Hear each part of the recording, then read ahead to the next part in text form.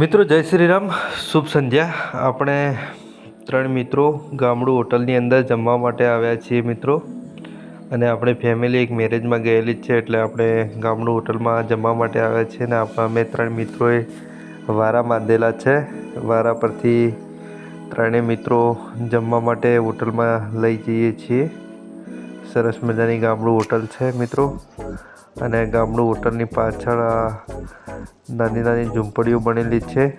ત્યાં જમવાની ખૂબ સારી વ્યવસ્થા છે। અત્યારે આ ઝૂંપડીનું રિનોવેશનનું કાર્ય ચાલુ હોવાથી અહીંયા જમવાનું બંધ છે, જમવાનું આગળ ચાલુ છે મિત્રો। સરસ મજાની હોટલ છે। કપલ સાથે આવો તો અહીંયા જમવાની એન્જોય કરવાની ખૂબ મજા આવે છે મિત્રો। અહીંયા આપણે જમવાનું છે મિત્રો। આ બેઠા આપણા મિત્ર છે રાજેન્દ્રસિંહ રાજપૂત, ને સામે રહે દીપાભાઈ રાજપૂત, અને આપણે જમવા માટે બેસી ગયા છીએ મિત્રો। સરસ મજાનો માહોલ છે, અને આપણે અત્યારે મસાલા પાપડ ખાઈ રહ્યા છીએ મિત્રો। આપણું જમવાનું આવી ગયું છે। બાજરીનો રોટલાનું ચૂરમું છે।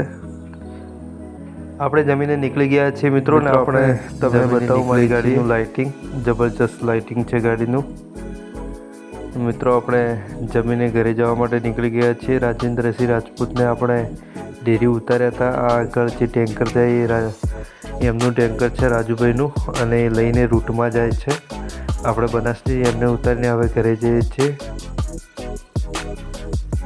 મિત્રો। જય શ્રી રામ, જય અંબે।